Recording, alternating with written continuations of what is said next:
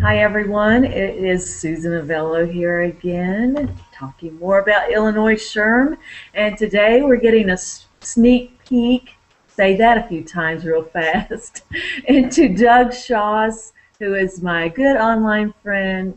He's going to be talking a little bit about, we'll get into more of his session, but I want to tell you a little bit more about Doug. Doug is an interesting character. Um, Not like you're a cartoon character, Doug, right?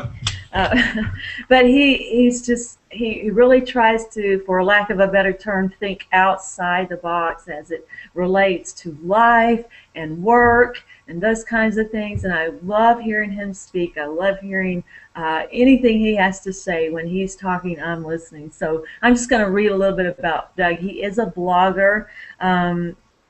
What's the name of the blog again? Stop Doing Dumb Things to Customers, right? That'll do for starters, yeah. That's one, and he is a speaker, a national as well as international speaker who hails from England, as you'll be able to tell. He is an organization and people development consultant, helping make work better and encouraging folks to do things differently. Hey, welcome, Doug. First of all, thanks for joining us. Hi, Susan. It's a real pleasure to see you and to be speaking to you again. And I'm really, really very excited about the fact that I'm going to get to come over to sunny Chicago. I hope it's sunny in August, and see you and all the folks at Illinois SHRM. I'm sure it's going to be a lot of good fun. We're looking forward to it. So, when you're discussing and trying to help folks make work better, tell us how do you do that? What are some of the things that you do, that you say, that you incorporate? Okay, cool. Happy to talk briefly about that. So I think at the heart of good work is good conversation, I believe. So I think in the emerging social world, we have lots of opportunities, like you and I are now having an interesting conversation. We're taking advantage of the technology. But a lot of the times, I think if we're not careful, technology can get in the way too.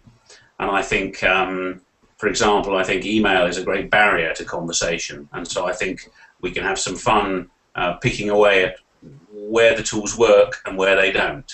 So for me, good work's all about good conversation and good collaboration. And I think helping people to understand the different ways of having dialogue with each other is really important. And then helping them understand what good collaboration looks like is really important. And so I use kind of smart use of social media and other real life tools and techniques to help make that kind of thing happen.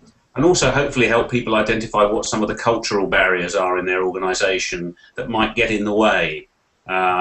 So busyness as opposed to productivity. Thinking all the time about efficiency rather than thinking about being effective. And how can we kind of manage those flows and make them work well for us? So that's the kind of thing that fascinates me. And I suppose the one other thing I like to weave in when I get the chance is an element of kind of exploring creativity. So how can we connect the art world and the work world more closely together in order to achieve better work? And I'm really enjoying experimenting with some artistic techniques in pursuit of better work, which is something a little different, I hope. Yeah, I think it is. It totally is, and that's probably one of the reasons why that, plus your awesome online community that you've built, that you've been able to speak at Ohio SHRM last year.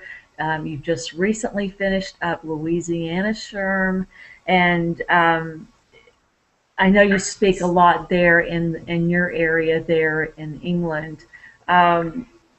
So what are some of the things that you address in your sessions other than what you just covered? I know we've discussed this before. You just said you like mixing the art into the ways that we communicate and engage at work, and I know you like to actually demonstrate those things in your sessions. You like to kind of take it to a different place than the way that we've always done things, because that's your message. And I love that you do that. You do incorporate those kinds of things. What have you been known to do in your sessions? Well, you and I have a friend in Dwayne Lay, and he very kindly, him and Robin Schooling very kindly ambushed me in Louisiana and had me singing and playing the guitar in front of everybody in the main hall, which I wasn't expecting at all, and it was quite nerve-wracking. But it was a good opportunity to have a bit of scary fun, and I guess it's a great way for me, because I find performing in front of people incredibly nerve-wracking, and so I like the opportunity to kind of overcome that fear, in the hope that it gives people confidence that if I can do it, and I'm just an ordinary guy, so if I can do it, then anyone can do it. There's nothing special about me, so I use that as a kind of way of unlocking and helping people move past that fear. Sometimes it might be about a creative aspect, but just as often it's about kind of speaking up at work, and how do we how do we get past those kind of fearful barriers and get into good conversation. So I'm working on the session at the moment, but I'm hoping to try and incorporate maybe one or two very simple drawing techniques that everybody can kind of buddy up and play with actually in the session as we move through it, just to bring something a little different. I'm not going to promise a song, but you never know. We might somebody might be able to twist my arm and catch me out again. But the other thing I want to try and do is I'm going to try and take more of a kind of building block approach to the session this time. So, because I believe we're going to be having some options to use some different kind of technology in terms of how we present.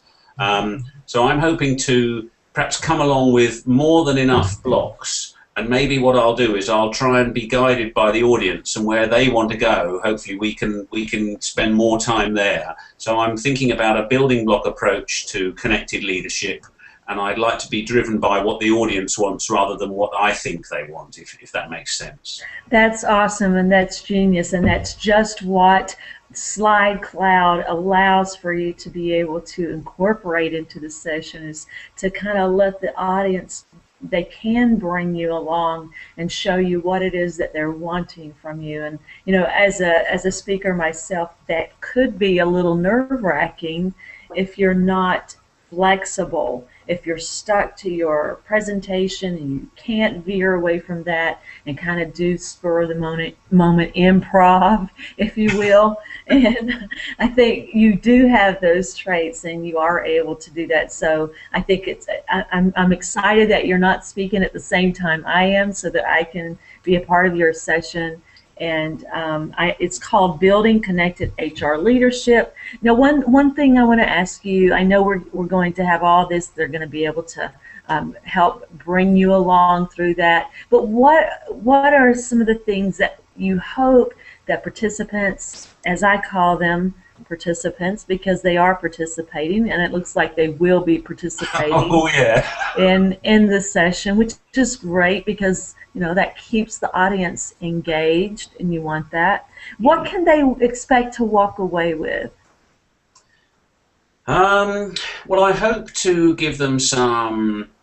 I mean, I like to kind of reflect the experiences in kind of stories, so things I've actually experienced and things that I've seen. So it's very easy for me to say, I think it's helpful if we talk more and email less, but actually it's much more helpful if I can contextualize that with a couple of stories about examples of where I've seen people do things a little differently and how they've benefited as a result. So I think there'll be some things around that, but I also just want to kind of seed in a few really small tips and hints about how to kind of connect better and how to have better conversations. I don't want to try to send people away believing they found the next big thing. I'd rather they took away a few small things that they can actually take straight back to work. When they're done at the conference and they're back at their office 2 days later, they can sit there and go, what did that guy with the funny accent say again? Oh yeah, I remember. He suggested we could try this or that. So I'm going to be focusing on building blocks and small things that people can actually take away and do something with. So low risk opportunities to kind of build a more collaborative network in your workplace and beyond. Fantastic. And maybe they can take that stuff home with them, and everyone is not sitting around on the sofa and at the TV tweeting, and texting one another, like we've all started doing, right? So that's going to be awesome. Your session is Monday morning, I think around I don't know. You'll have to look at the schedule. It is Monday morning, and It it's is. called Building Connected HR Leadership with my friend Doug Shaw. And check out his videos on YouTube. You'll get a kind of feel of how he presents, and just really some cool videos. He adds some music and a little fun. So thank you, Doug. We're looking forward to having you at Illinois SHRM, and we'll see you online. Where can folks connect with you other than finding you on YouTube? Okay, so yeah, I have a channel on YouTube. You can get me on Twitter at Doug Shaw one, the number one. I'm on There's Facebook. more than one Doug Shaw? Rumor has it. Yeah, I know. It's hard to believe, isn't it? But it's true. And like you say, if you Google "stop doing dumb things to customers," I come up, pretty understandably, I guess, pretty close to the top of that page. So those are some ways to get hold of me, and of course I'm on LinkedIn as well. So if you fancy reaching out and saying hi before we get to the conference, that would be great. And I'd love to say hi to folks both online and in real life in August. I'm really looking forward to it. We are too. Thank you, Doug. Thanks so much. We'll see everybody. Sure. Bye. Bye.